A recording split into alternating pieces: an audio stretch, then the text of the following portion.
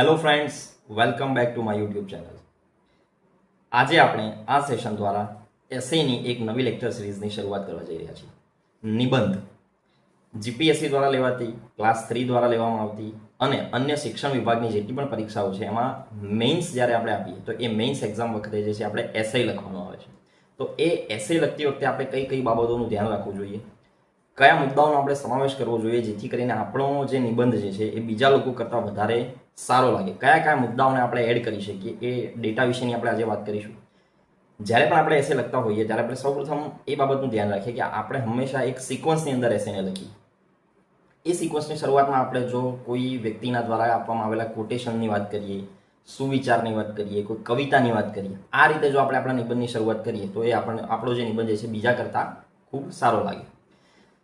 ત્યારબાદ બીજી અમુક બાબતો છે કે જ્યારે પણ આપણે નિબંધ લખીએ તો એ નિબંધ લખતી વખતે આપણે કોઈ સંસ્થા દ્વારા આપવામાં આવતા રિપોર્ટની આપણે વાત કરતા હોઈએ, જેમ કે આપણે ઇકોનોમીની વાત કરીએ કે ઇકોનોમી ભારતની જીડીપી જે છે એ એમાં ઘટાડો થઈ રહ્યો છે અથવા તો વધારો, વોટ આપણે જે પણ લખતા હોઈએ તો એ કઈ સંસ્થા દ્વારા એ રજૂ કરવામાં આવ્યું, કોઈ પ્રકાશન દ્વારા એને બહાર પાડવામાં આવેલું હોય, સરકારી કોઈ એજન્સી જે છે એ એજન્સીનું આપણે નામ લખીએ, રિપોર્ટનું આપણે નામ લખીએ ને તો એ વધારે સારું લાગે.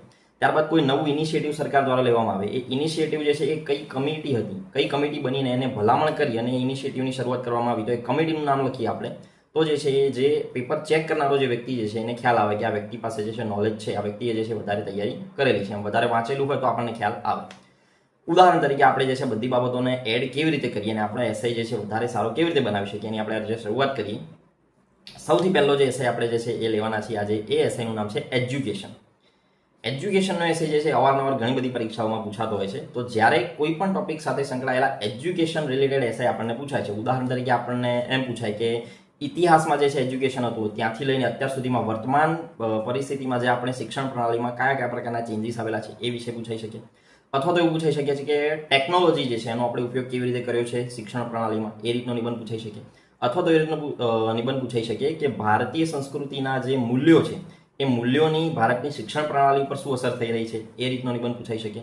કોઈ પણ નિબંધ કે જેની અંદર એજ્યુકેશનની વાત આવે છે, શિક્ષણની વાત આવે છે, અને જ્યારે આપણે આ રીતનો કોઈ નિબંધ લખતા હોઈએ તો કઈ કઈ બાબતોનું આપણે ધ્યાન રાખવું જોઈએ એની આપણે અહીંયા આગળ ચર્ચા કરીએ છીએ. તો સૌપ્રથમ આપણે કોટેશન્સની વાત કરીએ, એટલે કે જે મહાપુરુષ થઈ ગયા છે એમના દ્વારા શિક્ષણને લગતા જે છે એમના વિચારો શું હતા, એ વિચારોથી આપણે આપણા નિબંધની શરૂઆત કરીએ. તો સૌપ્રથમ એક વ્યક્તિ છે જેનું નામ છે નેલ્સન મંડેલા. તો નેલ્સન મંડેલા જે છે એમની એક બહુ સરસ લાઈન છે, કોટેશન એમનું છે કે education is the most powerful weapon which you can use to change the world. આ દ્વારા આપણે શરૂઆત કરી શકીએ કે નેલ્સન મંડેલા જે છે એમનું આ વક્તવ્ય હતું ને એમના દ્વારા આ લાઈન લખીને નીચે એક બે લાઈન જે છે આપણી રીતે આપણે એડ કરવી હોય તો આપણે કરી શકીએ. ત્યારબાદ બીજા એક વ્યક્તિ છે માર્ગરેટ મીડ. માર્ગરેટ મીડ જે છે એમનું એવું માનવું હતું કે children must be taught how to think, not what to think. એટલે કે બાળકો જે છે જ્યારે આપણે એમને શિક્ષા આપીએ તો આપણે જે છે ને એમને કેવી રીતે વિચારવાનું છે એ આપણે શીખવાડવાનું છે. શિક્ષણનો મૂળ જે પાયો જે છે શું છે કે આપણે જે છે બાળકને વિચારતા કરીએ. તો માર્ગરેટ મીડ જે છે એમનું એવું માનવું હતું કે childrens must be taught how to think, not what to think. તો એમનું આ કોટેશન છે એ પણ તમે લખી શકો. ત્યારબાદ જે છે Martin Luther King. Martin Luther King જે છે એવું માનતા હતા કે educating mind without educating heart is no education at all. ફરી એકવાર, Martin Luther King, educating mind without educating heart is no education at all. આ લાઈન જે છે લખીને આપણે એવું રજૂ કરી શકીએ. મૂલ્યોની આપણે વાત કરી શકીએ કે આપણે જે છે ફક્ત ગોખણીયું જ્ઞાન આપીએ અને જે છે એ ભણાય કરીએ બાળકોને અને એ શિક્ષા આપણે આપણા દેશમાં આપીએ પણ આપણે મૂલ્યો વિશેની વાત ના કરીએ, ઇમોશન્સ વિશેની વાત ના કરીએ, આ બધી વાતો વગરનું જો આપણે શિક્ષા આપીએ છીએ તો જે છે એ એજ્યુકેશનનો જે છે કોઈ મતલબ રહેતો નથી. કારણ કે માણસની અંદર જે છે શીલ નિર્માણ ન થાય, માણસના કેરેક્ટરનું નિર્માણ ના થાય તો પછી એજ્યુકેશનનો કોઈ મતલબ નથી. પછી એ વ્યક્તિ જે છે એનો ઉપયોગ જે છે ખોટા રસ્તે કરી શકે છે. જેમ કે આપણે એની અંદર ઉદાહરણ પણ આપવા હોય તો આપણે ઓસામા બિન લાદેનનું ઉદાહરણ આપી શકીએ, એવા બીજા કોઈ ઉદાહરણ આપી શકીએ કે જેમની પાસે એજ્યુકેશન ખૂબ હતું પણ એનો ઉપયોગ જે છે એ એમને ખોટા રસ્તે કર્યો. તો આવી એક બે વાતો આપણે આ લાઈન સાથે એડ કરી શકીએ. તો ત્યારબાદ આપણે વાત કરીએ આગળ મહાત્મા ગાંધી વિશેની. મહાત્મા ગાંધીનું એવું કહેવું હતું કે education that does not mold character is absolutely worthless. જે એજ્યુકેશનથી માણસના ચરિત્રનું નિર્માણ ના થાય, માણસના ચરિત્રમાં કોઈ પણ પ્રકારનો સકારાત્મક ફેરફાર ના આવે તો એ એજ્યુકેશનનો જે છે કોઈ મતલબ રહેતો નથી. આ વાત જે છે મહાત્મા ગાંધી દ્વારા કહેવામાં આવેલી હતી. તો આ 3-4 માણસો જે છે એમના દ્વારા આપવામાં આવેલા વક્તવ્ય છે. આવા 4 વ્યક્તિઓ વિશેની વાત આપણે એક જ નિબંધમાં લખવી જરૂરી નથી. આપણે વિચારીએ કે કયા પ્રકારનો નિબંધ છે અને એના આધારે આપણે એકાદ સેન્ટેન્સ આમાંથી લઈ અને એના વિશેની 2-4 લાઈન જે છે શરૂઆતમાં લખીએ તો ઇન્ટ્રોડક્શન જે છે આપણું વધારે સારું લાગે. જેવું આપણે ઇન્ટ્રોડક્શન પૂરું કરીએ ત્યારબાદ ઇન્ટ્રોડક્શનની લાઈન પૂરી થઈ ગયા પછી આપણે જો કોટેશન્સ લખવા હોય તો આપણે એ રીતે લખી શકીએ અહીંયા આગળ કે જો તમારે 1 વર્ષમાં પરિણામ જોઈએ તો તમે બીજ વાવો, જો તમારે સતત 10 વર્ષ સુધી પરિણામ જોઈએ છે તો તમે એક વૃક્ષ વાવો, પણ જો તમારે સતત 100 વર્ષ સુધી પરિણામ જોઈએ તો શિક્ષણ રૂપી વટો વૃક્ષ વાવો. તો જ્યારે આ રીતની લાઈન આપણે લખીએ છીએ તો આ લાઈન જે છે એ વધારે સારી લાગશે. તો આ 2-3 વસ્તુ જે છે આપણે ઇન્ટ્રોડક્શનમાં ધ્યાન રાખીએ. ત્યારબાદ આપણે એજ્યુકેશનના એસેને જ્યારે આગળ લઈ જઈએ ત્યારે આપણે ઇતિહાસથી હંમેશા વાત કરવાની. કોઈ પણ એસેની જ્યારે તમે શરૂઆત કરો તો ઐતિહાસિક પૃષ્ઠભૂમિથી શરૂઆત કરીએ આપણે તો વધારે સારું લાગે. તો ઇતિહાસમાં શું થતું હતું એ વિશેની આપણે ચર્ચા કરવાની. ત્યારબાદ જે વર્તમાન પરિપ્રેક્ષમાં શું થઈ રહ્યું છે એની આપણે ચર્ચા કરો. ઇકોનોમી રિલેટેડ 1-2 મુદ્દાઓ મૂકો. આ રીતે જે છે આપણે એસેનો ફ્લો આગળ લઈ જવાનો. ઇતિહાસથી આપણે શરૂઆત કરી હોય તો આપણે સૌપ્રથમ એક મુદ્દો લઈ શકીએ કે જૂના જમાનાની અંદર જે છે એ ગુરુ અને શિષ્ય પરંપરા હતી, એટલે કે ગુરુકુળ પરંપરા હતી. અને ગુરુકુળ પરંપરામાં જે ગુરુજી જે છે એ પોતાના આશ્રમની અંદર જે છે એ શિષ્યોને બોલાવતા અને ત્યાં જે છે એમને શિક્ષણ આપવામાં આવતું. ને એ વખતે જે છે એમને લાકડા કાપવાથી લઈને રસોઈ બનાવવાથી લઈને તમામ પ્રકારની જે છે તાલીમ આપવામાં આવતી. અને આ શિક્ષણ પ્રણાલી જે છે ભારતે જે છે વિશ્વને આપેલી છે. તો ત્યાંથી આપણે શરૂઆત કરી શકીએ. ત્યારબાદ આપણે એવું લખી શકીએ કે વૈદિક પરંપરા જ્યારે આવી, આપણો જે ઇતિહાસ જે છે સિંધુ ખીણની સભ્યતાથી શરૂઆત થાય તો સિંધુ ખીણની સભ્યતા પૂરી થાય, હડપ્પીય સભ્યતા, ત્યારબાદ આપણે જોઈએ છીએ કે વૈદિક પ્રણાલી શરૂ થાય, વૈદિક યુગ આવે. તો વૈદિક યુગમાં જે છે સ્વયં અનુભૂતિ એટલે કે વ્યક્તિ પોતે પોતાના અનુભવ પરથી પોતાની ભૂલો પરથી કેવી રીતે શીખી શકે એ તરફ એજ્યુકેશન આપણું જે છે ધીરે ધીરે જે છે ડાયવર્ટ થવા લાગ્યું. ત્યારબાદ સમય જેમ જેમ આગળ વધ્યો ત્યારબાદ 700 BC-ની આપણે વાત કરવાની કે ઈસવીસન 700 BC આસપાસ વિશ્વની સૌથી પહેલી યુનિવર્સિટી જો ક્યાંય બની હોય તો એ ભારત છે. ભારતમાં આવેલી તક્ષશિલા યુનિવર્સિટી એ વિશ્વની સૌ પ્રથમ યુનિવર્સિટી હતી અને એ યુનિવર્સિટીમાં જે છે એ ઘણા બધા વિષયોનું જ્ઞાન આપવામાં આવતું હતું. ચીન અને જાપાનથી જે છે એ ઘણા બધા વિદ્વાનો જે છે આ યુનિવર્સિટીની મુલાકાત લેવા માટે પણ આવેલા હતા. તો તક્ષશિલા યુનિવર્સિટી વિશે આપણે વાત કરી શકીએ. ત્યારબાદ ભારતમાં થઈ ગયેલા મહાન એવા ઋષિમુનિઓ વિશે તમે લખી શકો, જેમ કે ચરક છે, ચાણક્ય છે, પતંજલિ, સુશ્રુત, આર્યભટ્ટ.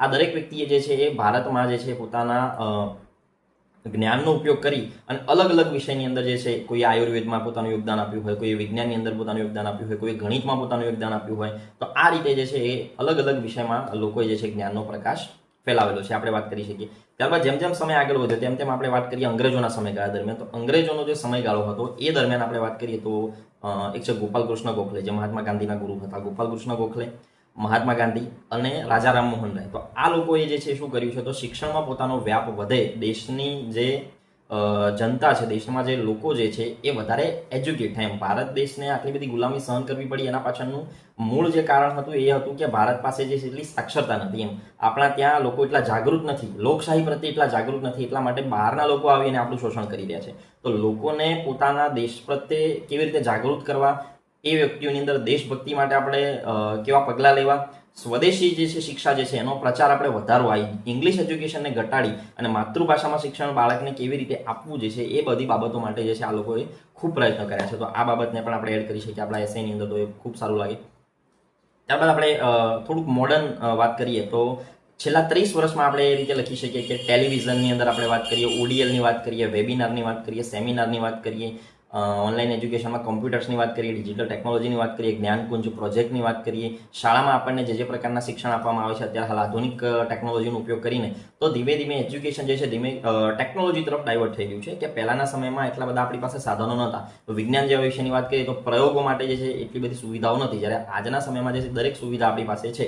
3D મોડલ્સ આપણે બનાવી શકીએ છીએ, ઇન્ટરનેટનો ઉપયોગ કરી શકીએ છીએ અને આ બધા મોડલ્સ દ્વારા આપણે બાળકોને એજ્યુકેશન આપીએ છીએ કે જે ડે બાય ડે જે આપણે એવું કહી શકીએ કે સુવિધાઓની અંદર વધારો થઈ રહ્યો છે. તો આ એક પોઝિટિવ પોઈન્ટ આપણા માટે છે, આપણે એ રીતે લખી શકીએ. ત્યારબાદ આપણે આગળ વાત કરીએ, એક કમિટીની વાત કરીએ તો વર્ષ 1948માં જે છે એ પ્રથમવાર યુજીસી બને છે. યુજીસી એટલે કે યુનિવર્સિટી ગ્રાન્ટ કમિશન, જેના અંડરમાં અત્યારે હાલ બધી કોલેજો ચાલે છે. તો આ યુજીસી બનવું જોઈએ એવી ભલામણ કોના દ્વારા કરવામાં આવેલી હતી? તો એક કમિટી છે, એ કમિટીનું આપણે નામ સાથે લખીશું કે રામકૃષ્ણ કમિટી. આ રામકૃષ્ણ કમિટીની ભલામણને આધારે વર્ષ 1948માં પ્રથમવાર યુજીસી જે છે ભારતમાં બનેલું છે અને યુનિવર્સિટી અને તમામ કોલેજોના રેગ્યુલેશન્સના જે રૂલ જે છે તેના દ્વારા ચલાવવામાં આવે છે. ત્યારબાદ બીજું એક કમિશન છે કોઠારી કમિશન. એ કોઠારી કમિશન જે છે એને એવી ભલામણ કરેલી છે કે ભારતનો જે કુલ જીડીપી છે એ જીડીપીનો 6% ખર્ચ જે છે આપણે એજ્યુકેશન પાછળ કરવો જોઈએ. કારણ કે વિશ્વના જેટલા પણ વિકસિત દેશોની તમે વાત કરો, ચાહે તમે જાપાનની વાત કરો, સાઉથ કોરિયાની વાત કરો, યુકેની વાત કરો, જર્મનીની વાત કરો, તો આ દેશો પાસે ખાસિયત એ છે કે આ લોકો એજ્યુકેશનમાં આપણા કરતાં આટલા આગળ કેમ છે? કારણ કે એ દેશની જે જીડીપી જે છે એ જીડીપીનો સૌથી વધુ યુઝ જે છે એ લોકો એજ્યુકેશન પાછળ કરે છે. આપણા દેશમાં જે છે એજ્યુકેશન પાછળ એટલો બધો ખર્ચ કરવામાં આવતો નથી. તો જે જીડીપી જે છે એ જીડીપીના 6% એજ્યુકેશન પાછળ આપણે ખર્ચ કરીએ, આપણા બજેટમાંથી જે છે એજ્યુકેશનમાં વધારે રૂપિયા ફાળવીએ, એ એક બે બાબતો તમે એડ કરો તો જે તમારો એસે જે છે એ વધારે સારો લાગે. તો એક છે રામકૃષ્ણ કમિશન કે જેણે યુજીસીની ભલામણ કરી, કોઠારી કમિશન કે જેણે જીડીપી માટેની વાત કરી, અને ત્રીજા નંબર પર આપણે જે છે એની અંદર એડ કરી શકીએ એ છે એનઈપી 2020 નેશનલ એજ્યુકેશન પોલિસી કસ્તુરી રંગન સમિતિ. તો કસ્તુરી રંગન સમિતિ જ્યારે બની, એ કસ્તુરી રંગન સમિતિએ ભલામણ કરી કે એજ્યુકેશન પોલિસીમાં જે છે સુધારો થવો જોઈએ. વર્ષ 1986માં જે એનઈપી બની ત્યારબાદની એનઈપી આવી વર્ષ 2020ની, તો એ એનઈપી લાવવા માટેની ભલામણ કરનાર સમિતિનું નામ જણાવો. તો સમિતિનું નામ આપણે લખી શકીએ કસ્તુરી રંગન સમિતિની. એ સમિતિના ભલામણના આધારે આપણે એજ્યુકેશનમાં ચેન્જ લાવ્યા. તો આ બાબતને આપણે એડ કરી શકીએ કે અત્યારે જે છે ઐતિહાસિક પરિપ્રેક્ષથી આપણે શરૂઆતથી લઈ ગુરુકુળ પરંપરાથી લઈને વર્તમાન સમયમાં એજ્યુકેશનમાં કયા કયા પ્રકારના ચેન્જીસ આવેલા છે, આ રીતે આપણે લખીએ. ત્યારબાદ આપણે થોડીક સમસ્યાઓની વાત કરીએ.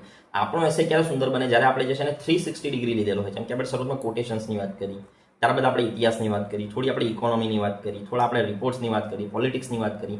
આ બાબતોની સાથે સાથે આપણે આપણા એસેને બેલેન્સ બનાવીને રાખવાનું. એટલે આપણે જે છે થોડી સમસ્યાઓ વિશેની વાત કરવાની, અને એ સમસ્યાઓ લખ્યા બાદ આપણે એના ઉપાય વિશે પણ વાત કરવાની. તો જ્યારે તમે આ રીતનો એસે લખો તો પેપર ચેક કરનાર વ્યક્તિ જે છે એને પણ ખ્યાલ આવશે કે તમારી પાસે જે છે નોલેજ વધારે છે, તમે જે છે ઘણું બધું વાંચન કરેલું છે, ત્યારે તમને ખ્યાલ હશે ને. તમે વિવિધ જે છે એ સમિતિઓ વિશે વાંચેલું છે, તમે રિપોર્ટ્સ વાંચેલા છે, અને એ રિપોર્ટ્સનું જે છે તમે રિપોર્ટ્સના આધારે જે છે આ વસ્તુ લખી રહ્યા છો. તો આપણે જે છે એસેને આપણે વધારે સારો બનાવવા માટે થોડીક સમસ્યાઓ વિશે આપણે લખવું હોય તો આપણે સમસ્યામાં એવું લખી શકીએ કે શા માટે એજ્યુકેશન જે છે ધીરે ધીરે આપણા દેશમાં ઘટી રહ્યું છે. તો એના પાછળનું સૌથી મોટું કારણ જે છે શહેરીકરણ, ન્યુક્લિયર ફેમિલી અને સંયુક્ત પરિવારો જે છે ધીરે ધીરે તૂટવા લાગ્યા છે. અને એના કારણે જે શૈક્ષણિક મૂલ્યો જે ભારત દેશ પાસે હતા શરૂઆતમાં, કે પરિવારો બધા એકબીજાની સાથે રહેતા, સંયુક્ત પરિવારો રહેતા, એ પરિવારો ધીરે ધીરે તૂટવા લાગ્યા. 3 વ્યક્તિઓ જ્યારે રહેતા હોય, મધર, ફાધર અને સન, તો બંને વ્યક્તિઓ જો નોકરી કરતા હોય તો જે બાળક જે છે એના એજ્યુકેશન પાછળ અત્યારે હાલમાં એટલું બધું આપણે કોઈ ધ્યાન આપતા નથી. એ વ્યક્તિને જે છે એ હોસ્ટેલમાં મૂકી દેવામાં આવે અથવા તો કોઈ પ્રાઇવેટ સ્કૂલમાં મૂકી દેવામાં આવે. જ્યારે પહેલાના સમયમાં જે છે માતા પિતા જે છે એ બાળકના એજ્યુકેશન પાછળ જે છે પર્સનલી એટલું ધ્યાન આપી શકતા, કારણ કે ફેમિલી જે છે સંયુક્ત રીતે રહેતા. હવે જે છે એ સંયુક્ત પરિવારોનો કન્સેપ્ટ ધીરે ધીરે તૂટવા લાગ્યો. તો આપણે અહીંયા એક કીવર્ડ વાપરી શકીએ, એ છે ન્યુક્લિયર ફેમિલી. એટલે પરિવારો જે છે સંયુક્ત હતા, એ સંયુક્ત પરિવારો ધીરે ધીરે હવે નાના થઈ ગયા. તો ન્યુક્લિયર ફેમિલી જ્યારથી બનવા લાગ્યા ત્યારથી જે છે શિક્ષણની પરિસ્થિતિ જે છે એમાં ઘટાડો થયો. ત્યારબાદ આધુનિક જીવનશૈલી. 6 વર્ષ સુધીમાં બાળક જે છે એ પોતે પોતાના ઘરે રહી અને એજ્યુકેશન મેળવે એ સૌથી બેસ્ટ હતું. પણ હવે શું થવા લાગ્યું છે કે આધુનિક જીવનશૈલીના લીધે જે છે આપણે બાળકને હજુ 6 વર્ષ પૂર્ણ પણ થયા હોતા નથી અને એને જે છે એ શાળામાં મોકલી દેવામાં આવે છે. એટલે એને જે ઘરેલું શિક્ષા જે આપવામાં આવે, એના મમ્મી અને પપ્પા દ્વારા જે મૂલ્યોનું શિક્ષણ આપવામાં આવવું જોઈએ, જે શરૂઆતના 6 વર્ષ માટે સૌથી અગત્યનું છે, એ શિક્ષણમાં ક્યાંક ને ક્યાંક જે છે એ ઘટાડો આપણને જોવા મળી રહ્યો છે. તો એક આ બે બાબતો આપણે એડ કરી શકીએ. ત્યારબાદ આપણે એવું લખી શકીએ કે પ્રાઇમરી લેવલ પર શું ચેન્જીસ આવી રહ્યા છે. તો પ્રાઇમરી લેવલ પર આપણી જે માળખાગત સુવિધાઓ છે, એ માળખાગત સુવિધાઓમાં જે છે ક્યાંક ને ક્યાંક આપણને અભાવ જોવા મળે છે પ્રાઇમરી એજ્યુકેશનની બાબતમાં. અને જે પ્રાઇવેટ સ્કૂલો જે છે, પ્રાઇવેટ એજ્યુકેશન આપી રહ્યા છે, એમની જે ફી જે છે એ ફીનું સ્ટ્રક્ચર જે છે ખૂબ વધારે છે, એ લખી શકાય. સેકન્ડરી લેવલ પર શું ચેન્જીસ આવી રહ્યા છે? તો સેકન્ડરી લેવલ ઉપર જે ડ્રોપ આઉટ રેશિયો જે છે એ ખૂબ વધારે જોવા મળે છે. જેમ કે પ્રાઇમરી એજ્યુકેશન સુધી બાળકને ભણાવવામાં આવે છે, પણ સેકન્ડરી એજ્યુકેશન સુધી એને પહોંચાડવા દેવામાં આવતો નથી. અને આ બાબત આપણને ક્યાંથી મળી? તો આપણે એમાં એ રીતે લખવાનું કે આર્થિક સર્વે. આર્થિક સર્વે એટલે શું? તો જ્યારે સરકાર બજેટ લઈને આવે, ફેબ્રુઆરી મહિના આસપાસ જ્યારે બજેટ લાવવામાં આવે, તો એ બજેટમાં જે છે સરકાર જે છે એ પોતે કેટલો ખર્ચ કરશે, કઈ યોજના પાછળ ખર્ચ કરશે, એ બધી બાબતોનો સમાવેશ થયેલો હોય. પણ આ વર્ષના અગાઉનું વર્ષ, જેમ કે આ વર્ષ જે છે 2026નું વર્ષ, તો 2025માં જે આપણે બજેટ લઈને આવેલા, એ 2025ના બજેટનો સરકારે ક્યાં ક્યાં ઉપયોગ કર્યો, એમાંથી આપણી દેશને કેટલો ફાયદો થયો, કેટલું નુકસાન થયું, કયા ક્ષેત્રની અંદર આપણે હજુ વધારે ધ્યાન આપવા જેવું છે, આ બધી બાબતોનો જેમાં સમાવેશ કરેલો હોય, એ બાબતોને આપણે કહીએ છીએ આર્થિક સર્વે. અને એ સર્વે અંતર્ગત જે છે આર્થિક સર્વેનો ડેટા છે આપણી પાસે, એ ડેટા આપણે લખવાનો કે આર્થિક સર્વેના ડેટા અનુસાર પ્રાઇમરી એજ્યુકેશનમાં એડમિશન લેવાવાળા લોકોની સંખ્યા છે 95%, પણ સેકન્ડરી એજ્યુકેશન અને હાયર સેકન્ડરી એજ્યુકેશનમાં એ જ 95%ના સીધા થઈ જાય છે 25%. તો આને કહેવાય ડ્રોપ આઉટ. આપણે જો ડાયરેક્ટ લખી દઈએ કે ડ્રોપ આઉટ રેશિયોમાં વધારો થયો છે, એના કરતાં આપણે ડેટા સાથે લખીએ તો ફેક્ટ સાથે તમે લખો તો એ જે છે એ તમારા શબ્દોનું વજન પડશે. કે પ્રાઇમરી લેવલ પરની આપણે વાત કરી, પણ સેકન્ડરી લેવલ ઉપર જે છે ડ્રોપ આઉટ રેશિયો વધી ગયો છે. આર્થિક સર્વેના ડેટા અનુસાર પ્રાઇમરી એજ્યુકેશન લેનારા લોકોની સંખ્યા 95% છે, જેની સામે સેકન્ડરી અને હાયર સેકન્ડરી એજ્યુકેશન લેનારા લોકોની સંખ્યા 25% થઈ જાય છે. તો આ ડેટા આપણે એની અંદર એડ કરીશું. એ બે આપણે વાત કરી. ત્યારબાદ આપણે એક રિપોર્ટની વાત કરવાની. એ રિપોર્ટનું નામ છે આસેરનો રિપોર્ટ, જે ખૂબ અગત્યનો છે. આસેર, ASER, annual status of education report.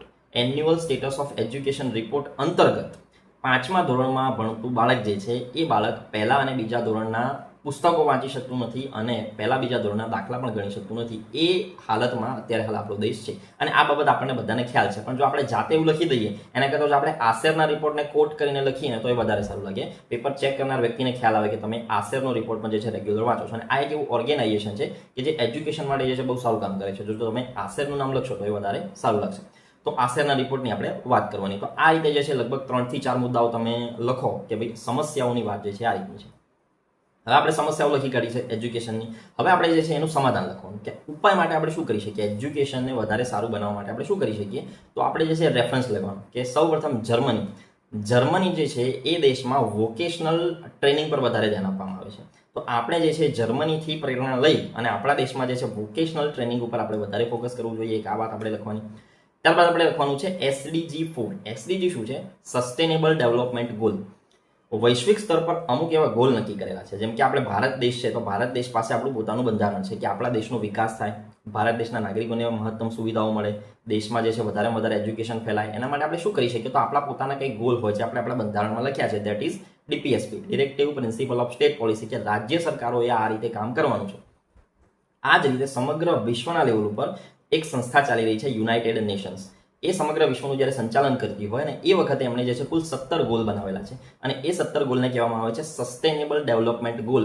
આવનારા ભવિષ્યમાં જે છે આપણી નવી પેઢી જે આવશે એને વધારે સારું એજ્યુકેશન મળે, વધારે સારું એન્વાયરમેન્ટ મળે અને વધારે સારી ઇકોનોમિકલ ગ્રોથ મળે, એ બાબત માટે થઈ અને યુનાઇટેડ નેશન જે છે સતત જે છે અપીલ કરે છે વિશ્વના દેશોને કે આ 17 ગોલ તમારે ધ્યાને રાખી અને આપણે બધાએ જે છે પ્રયત્ન કરવાનો છે વૈશ્વિક પરિસ્થિતિમાં આપણે જે છે ડે બાય ડે સુધારો લાવી શકીએ એટલા માટે.